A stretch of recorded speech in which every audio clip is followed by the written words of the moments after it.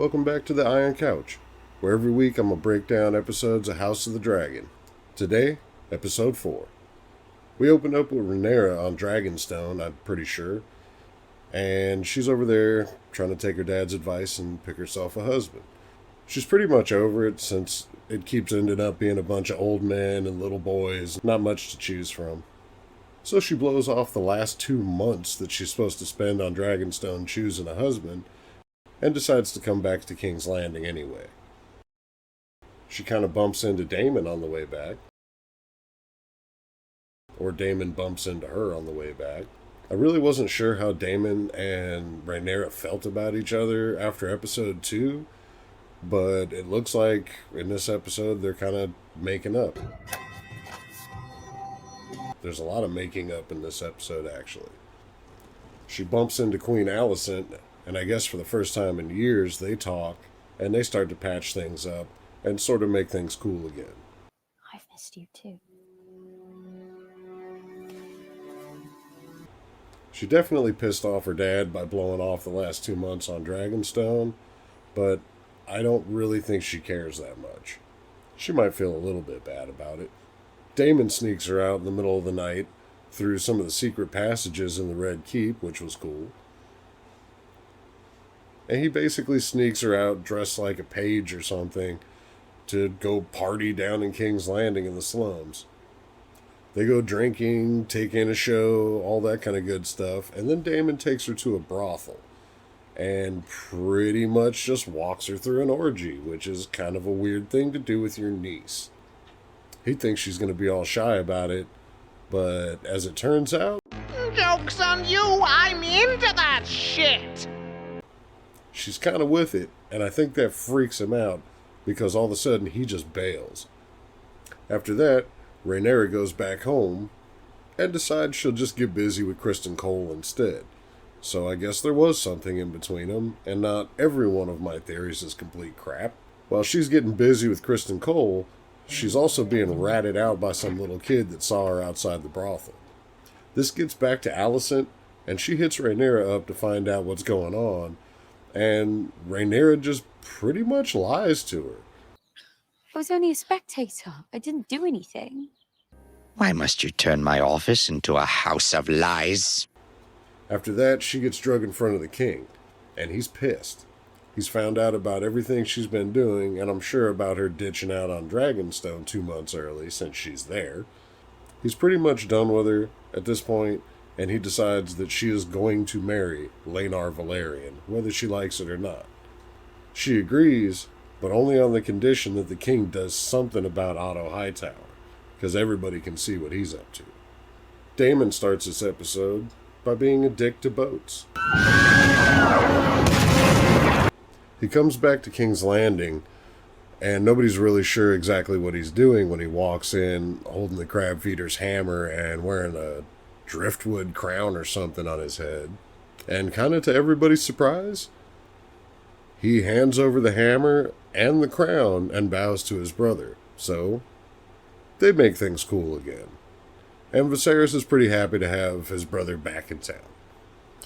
He also makes things a little extra cool with Rhaenyra when they talk later. That's uncomfortable. Kind of weird. He helps sneak her out so she can go party down in King's Landing with him, which is sort of wild, but it's cool to see. And then after getting her drunk for a while, he takes her to a brothel and tries to smash. But he seems to have a little problem, and I really don't think he actually did. But either way, he dips out. Later on, he wakes up at Lady Mysaeria's. Now they're calling her the White Worm. Not totally sure what's going on between the two of them at this point either. So then he gets drug up in front of the king by a couple of Kingsguard later, gets kicked in the back a couple of times, and after admitting everything he at least tried to do with Rhaenyra, he gets himself yeeted right back out of the kingdom again and told to go home and never come back. Alicent Hightower. Seems like she basically hates her life. And I still genuinely feel pretty bad for her. Everybody only treats her like the queen now, So she feels like she doesn't have any friends left, and from what we've seen, she really doesn't have any friends left. She doesn't even really seem to like the king, which isn't really that surprising. It's sort of nice when we get to see her sit down and talk to Rhaenyra again and kind of smooth things over with her.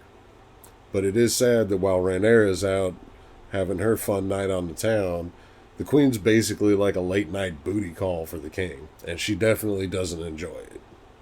After she finds out about Rhaenyra's night out, I'm not entirely sure why she's so upset when she confronts her about it. I don't know if it's jealousy about Daemon in particular, or she's just mad because her friend's doing something kind of stupid.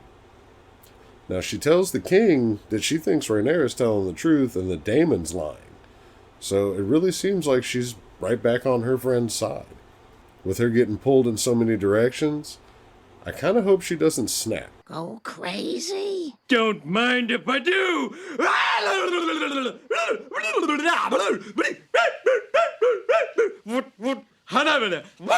Now, when Daemon first showed up in this episode at King's Landing, the king seemed like he was getting everybody ready basically for a fight with Daemon. When Daemon came back and handed over everything and kneeled to him, I don't think he really expected that. So he was genuinely happy to have his brother back. Now, even though Daemon came back and knelt before the king after his little fight in the Stepstones, we don't see Corlys anywhere. As a matter of fact, we find out Corlys is talking to the Sea Lord of Braavos and might try to marry his same daughter that he was going to give to the king over to the Sea Lord's son. With all that to worry about, then he gets a super early in the morning talk from Otto Hightower that is definitely not anything he wanted to hear, and this really pisses him off. There was lots of threats of eyes being pulled out and stuff like that. It's pretty obvious that the king can see through Otto's plots now. He knows that Otto wants to put his own grandson on the Iron Throne instead of Rhaenyra. So after all this, he gets to start his day by having another talk with his brother, who he just made up with, and then exiling him right back out of the kingdom all over again. So he was welcome in King's Landing for all of 10 hours.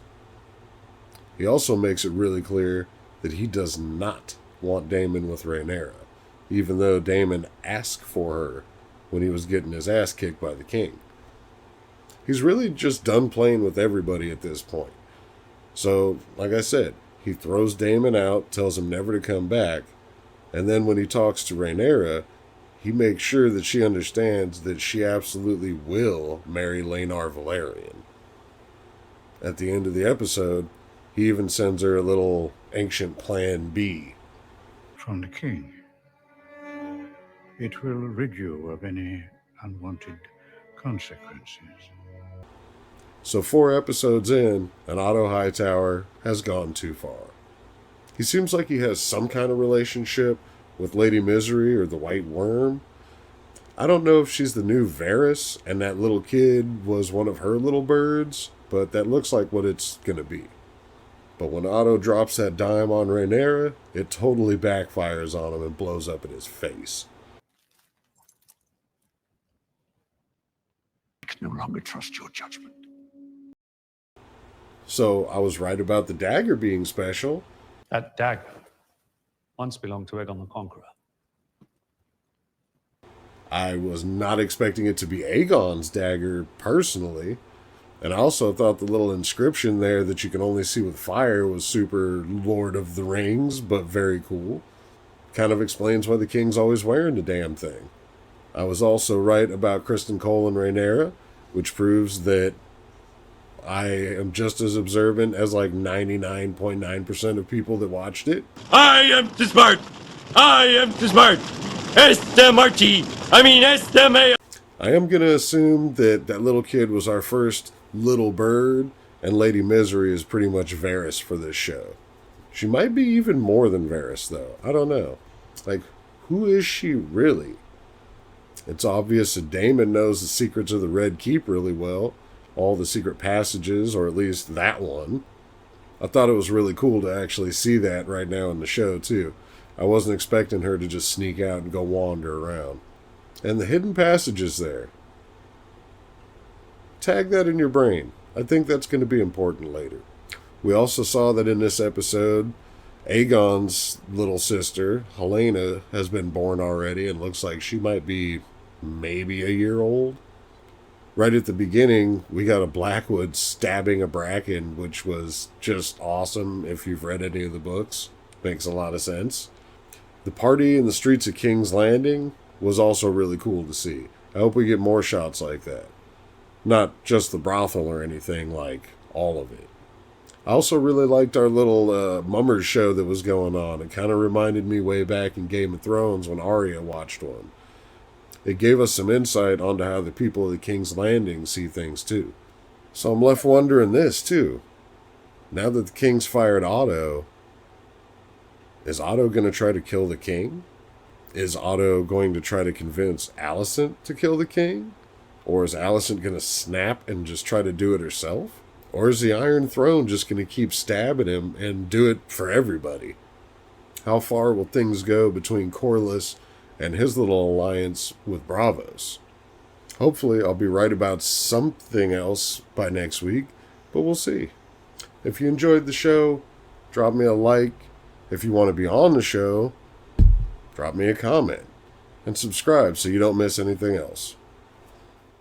From my blood come the prince that was promised,